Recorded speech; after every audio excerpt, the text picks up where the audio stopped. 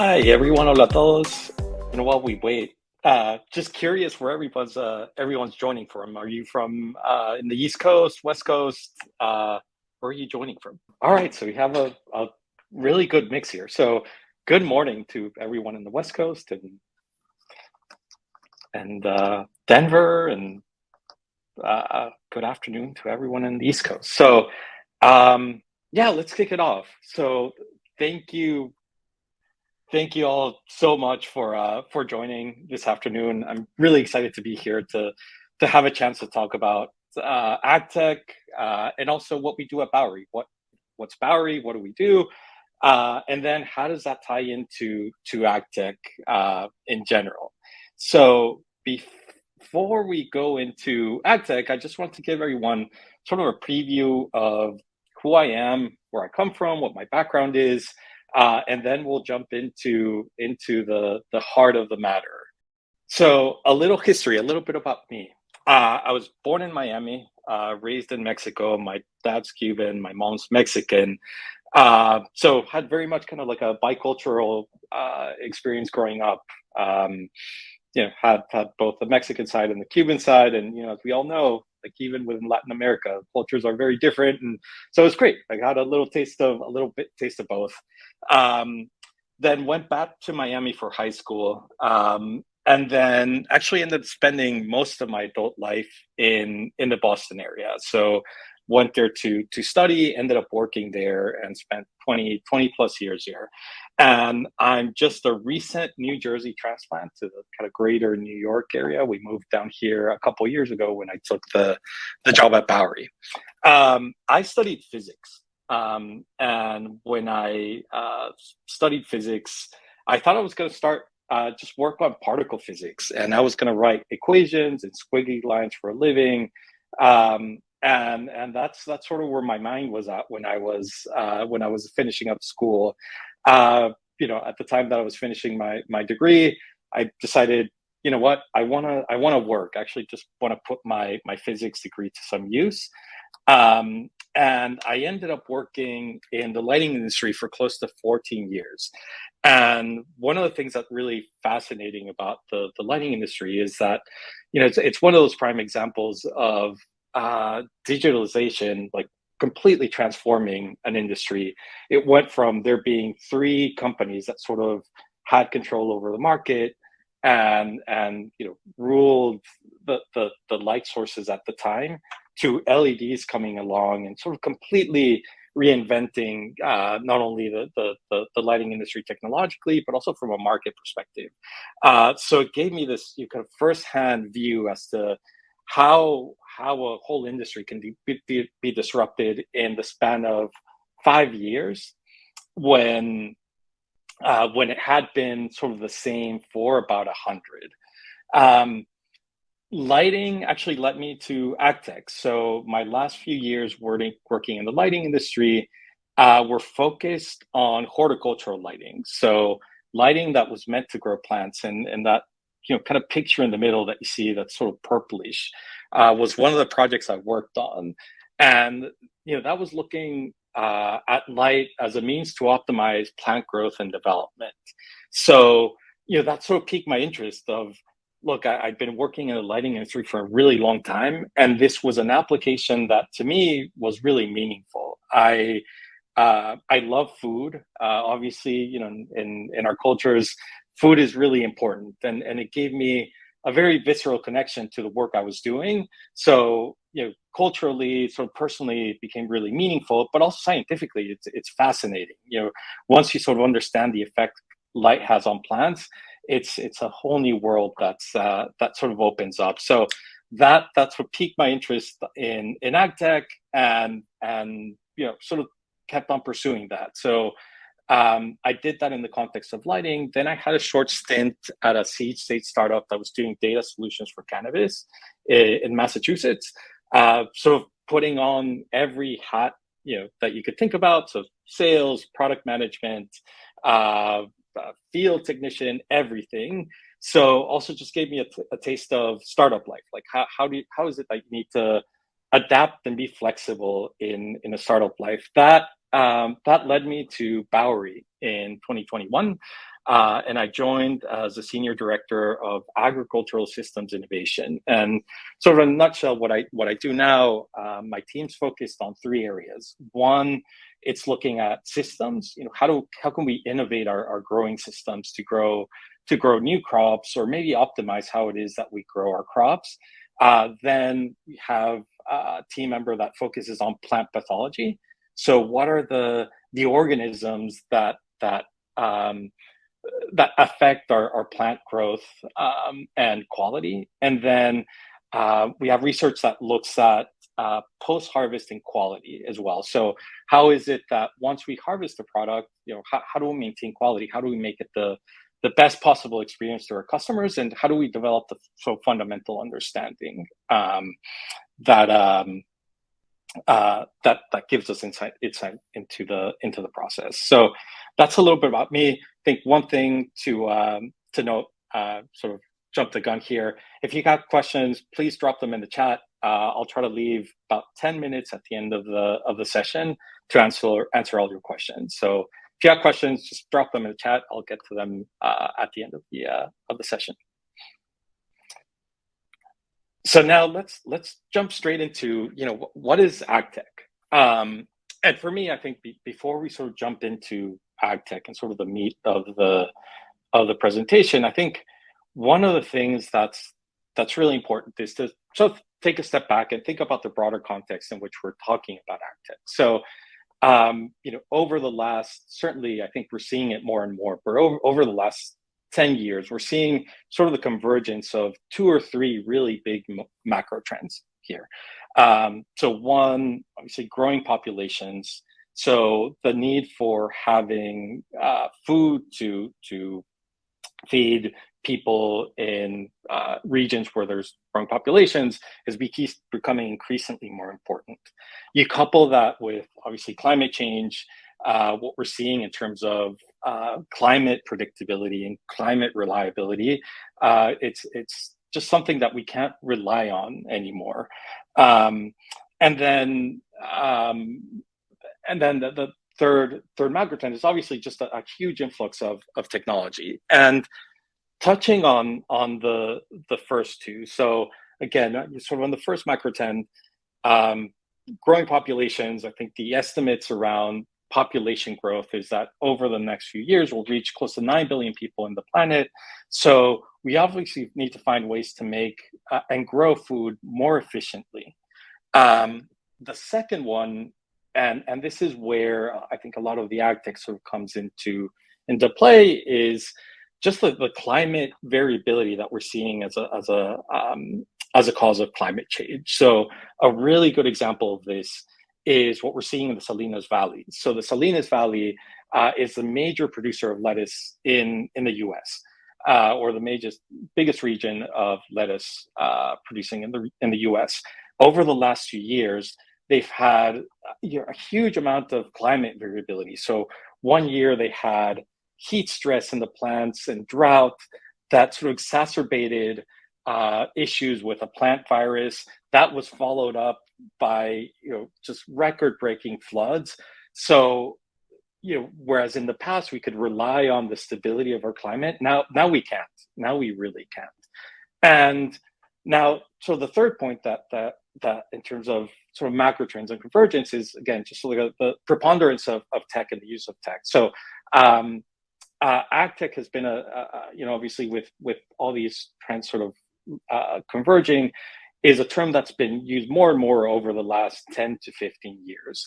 What we've seen is a huge influx of startups, companies, investment, obviously the agricultural community in the space, and that's what manifests itself in different ways. So, great examples of AgTechs and sort of the application of AgTech is the use of drones, for example. So we see drones with hyperspectral cameras that can look at crops and detect drought, for example. There's also what's called kind of smart fertilizing. So tractors that understand how much a field was fertilized, and then give the right amount of fertilization for that field when it's needed. So we're not just over fertilizing the fields. And then there's also, for example, weed control technology, which uses computer vision and lasers. So, it's like a convergence of all these technologies that we have right now. I think one of the things that I've learned, certainly since I've moved into Bowery and worked in my current role, is that I think AgTech is a little bit more nuanced, and sometimes we sort of over-index on tech. So we have all this great tech, but we sort of forget about that there's a really big, obviously, agricultural component to this, and we're almost like the hammer that's looking for nails to hit. And I would say over the last 2 years, my perspective has become more nuanced in the sense that I think what ag tech means to me in the end is using the right technology to solve the right agricultural challenges. So, it could be high tech, it could be low tech, but as long as it's addressing a need of the grower, of the farmer, I think that's where ag tech sort of hits its sweet spot. And to sort of like share that perspective, how I've come to see it is not so much as ag tech as a whole, but actually sort of there's two parts to this. There's the agriculture and the technology side of things. On the agricultural side, it's actually really, really complicated. And that's one of the things that I've loved about my time here at Bowery, is that I've got to work with really, really smart plant scientists who have given me an understanding of the plant side of things. So when you think about plants, there's actually sort of like three or four factors that determine how a plant grows. There's the genetics of the plant, which is that's baked in, right? That's the DNA. You can work on that through breeding, but that's sort of intrinsic to the plant. And in our world, for example, we talk about lettuce, and lettuces are actually like there's a bunch of different lettuce types. And in those types, there are a lot of what we call cultivars. So they're all genetically different, and they respond to the environment in different ways. So you start getting interactions of not only the sort of like what's in the plant, but then how that plant interacts with the environment. And when we talk about the environment, that has to do with obviously outside. It has to do with sunlight, temperature, wind, whether there's frost, whether there's drought. So from that perspective, when we talk about outdoor agriculture, a ton of variability in what those factors could be. On top of that, you layer anything that has to do with system and process. So the method that you harvest, how it is that you control pests, what are your agricultural and pest management practices, and then how do you treat the crops post harvest.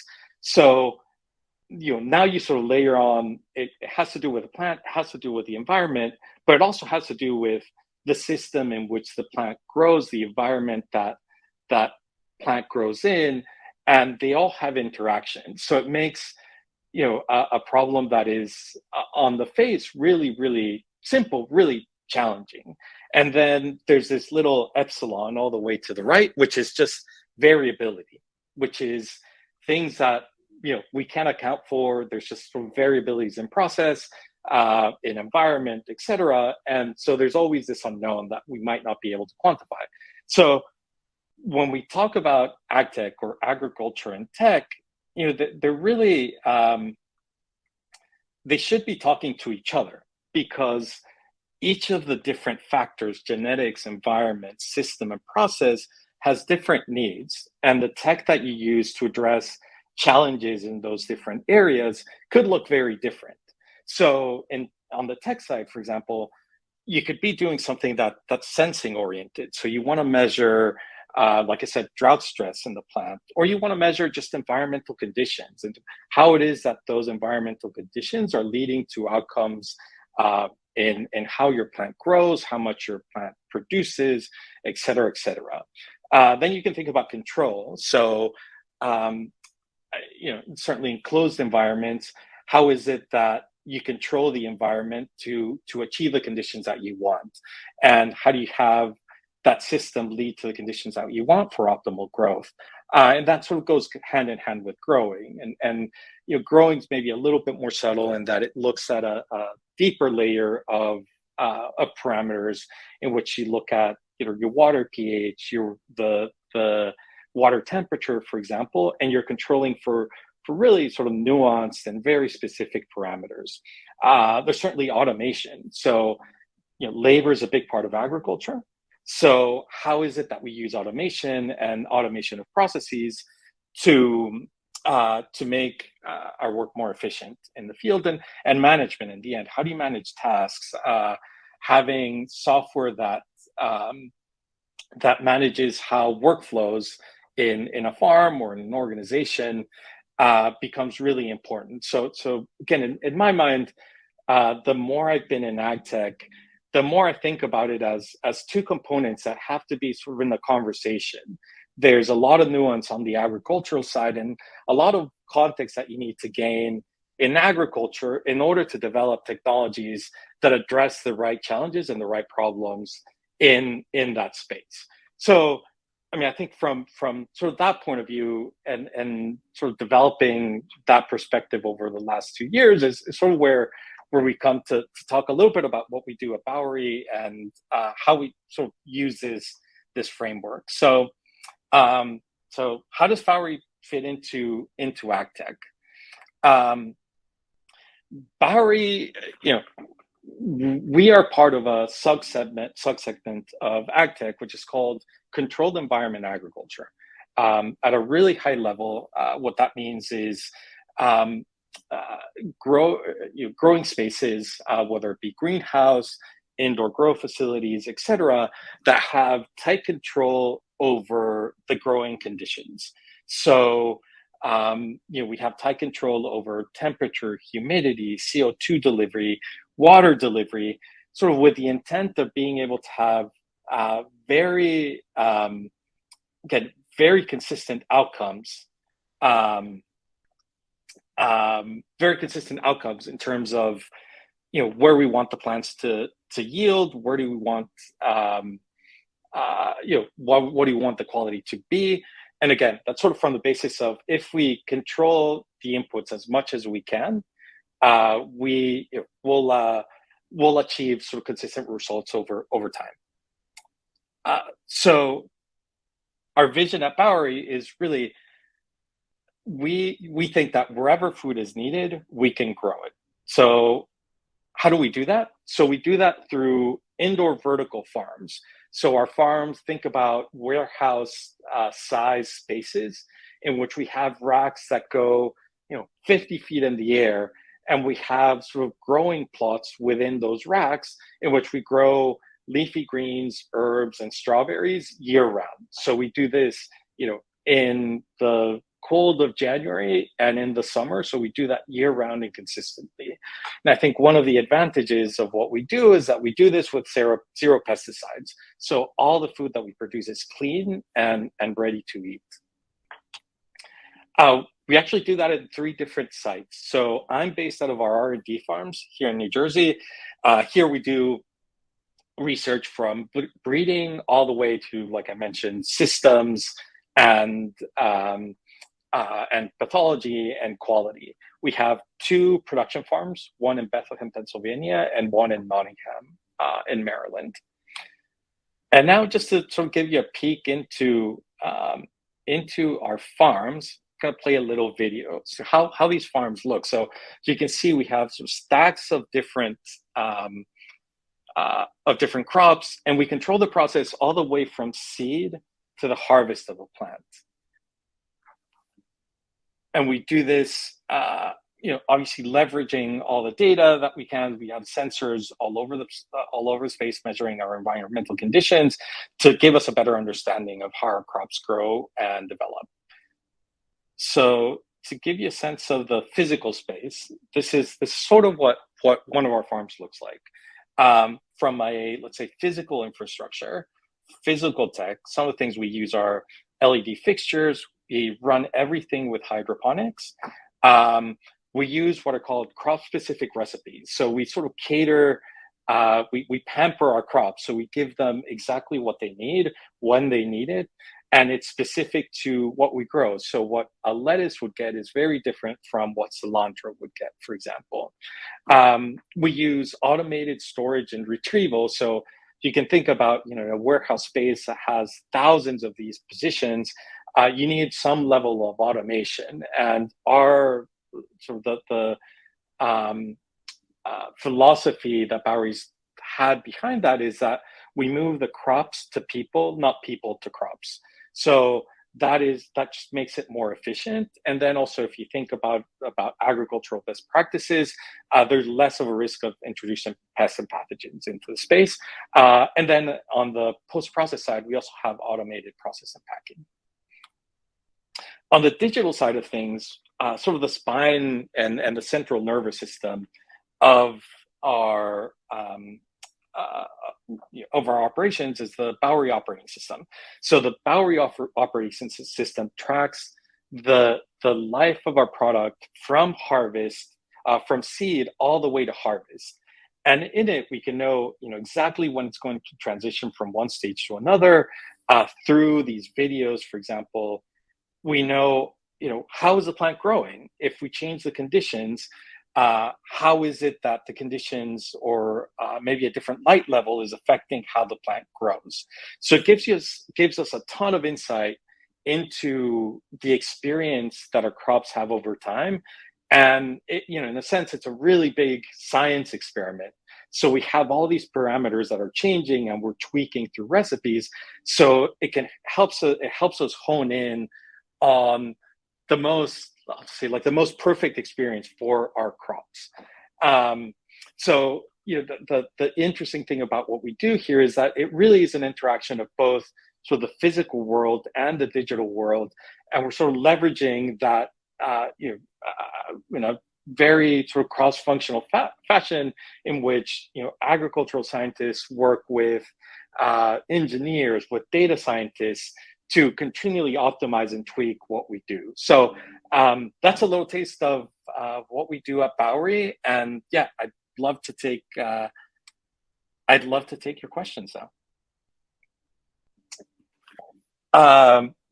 So I saw you put a question in the chat. Your question is, since the agricultural side of the industry is physical, it seems that physical products need to be made. What is the current state of manufacturing for agricultural technology? Wow, that's a big question, and that in some ways, well, that depends on the application, right? You have your traditional manufacturers like John Deere, who are sort of constantly optimizing their machinery, the controls for their machinery. For us, for example, it's looking at how could we improve our lighting? How do we get lights that are more efficient? How do we have water delivery systems that are more efficient? So I think that's just to give you a taste of I think just different use cases of sort of the physical side of things. But obviously there's ultimately there's, I think, a big physical component to what happens in agriculture. So it is in many ways tethered to machinery or some physical infrastructure. Minori, what kinds of jobs are in demand in AgTech? It's a really good question.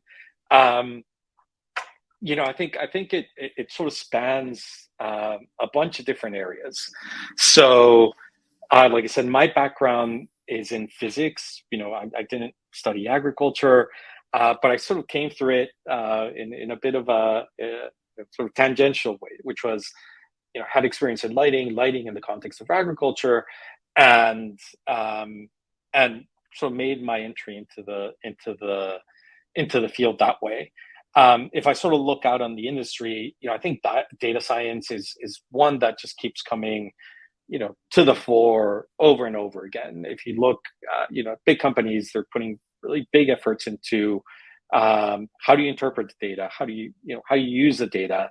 How do you present it to farmers in a way that's understandable and they can make it actionable? So if there was, one that sort of commonality that I see regardless of controlled environment agriculture or sort of AgTech at large. Data science, I think it's a big one. More and more too, we see software development. So, the full stack, anywhere from UI development to backend.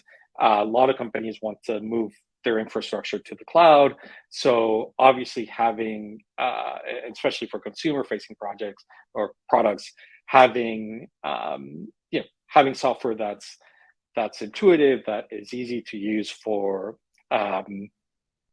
customers is super important.